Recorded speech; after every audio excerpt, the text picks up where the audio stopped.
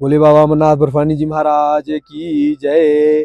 आप सभी शिव भक्तों को आज प्रातः काल आरती में शिव पुराण की जो कथा सुनाई गई, उसमें आपने सुना कि शौनक ऋषि जी ने सूत जी से पूछा कि प्रभु अभी हमें आप जो है आगे की कथा सुनाएं, तो ऐसी कथा सुनाएं जिससे भगवान भोलेनाथ जी को प्रसन्न करने का कोई ऐसा प्रसंग हो, ऐसी कथा हो।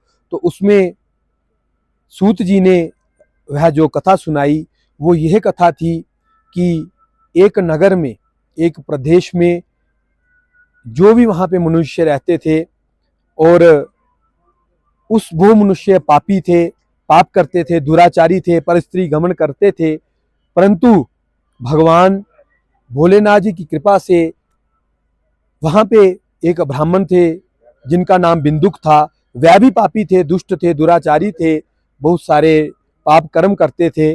उनकी धर्मपत्नी जिनका नाम चंचलुका था और वह बहुत ही धार्मिक और बहुत ही भगवान के प्रति आस्था विश्वास रखने वाली थी और भगवान भोलेनाथ जी की भक्ति करती थी।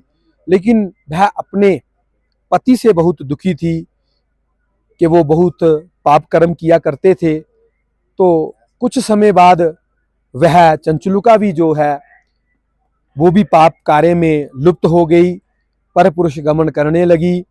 तो भगवान भोलेनाथ जी बहुत दयालु हैं, बहुत कृपालु हैं और वह दोनों ही इस कार्य में लगे और उसके पति बिंदुक की मृत्यु हो गई। वह नरक में गया और नरक की यातनाएं भोगने के बाद वह विंध्याचल पर्वत पर एक राक्षस की जोनी में वहां रहने लगे। तो चंचलुका जो है वो एक तीर्थ में अपने संबंधियों के साथ जाती है।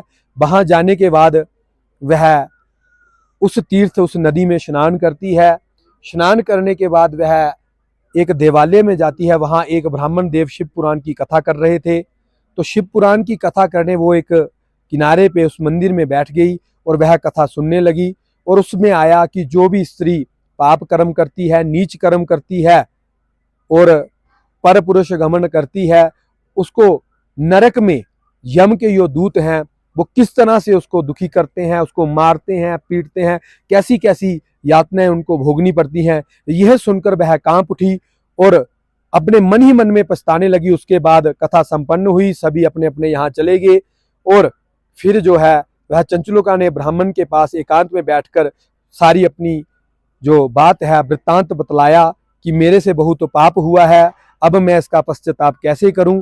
तो उस ब्राह्मण देवता ने कहा कि अगर इतनी सी कथा सुनने से आपके मन में इतनी शुद्धता और पवित्रता आ गई, आपको ज्ञान आ गया है, तो आप जो है भगवान शंकर की शरण में जाओ, भगवान भोलेनाथ जी की शरण में जाओ, उनकी भक्ति करो, उनका नाम जपो, तो आपका कल्याण होगा और आप सारे पापों से मुक्त होंगे। उसने फिर जो है भगवान की भक्ति करना शुरू कर दी और भगवान की शिव पुराण की कथा सुनना जो है वह आरंभ कर दी। इसलिए आप भी इस श्रावण मास में सभी शिव भक्त जो हैं वो भगवान भोलेनाथ जी की पूजन करें, अर्चन करें, वंदन करें और नित्य प्रति जलाभिषेक करें और भगवान शिव पुराण की कथा जो है आप अवश्य करें अपने घर में, अपने परिवार में, नहीं तो किसी देवालय में, किसी शिवालय में अगर शिव पुराण की कथा हो रही हो तो आप श्रवण अवश्य करें, तभी आपका कल्याण होगा, मंगल होगा। और हम आप सभी के लिए इस देवस्थान से, इस बाबा के ऐसे पावन पवित्र धाम से प्रार्थना करते हैं कि भगवान आप सबको हमेशा खुश रखें, स्वस्थ रखें और जो भी आपके मन की इच्छा है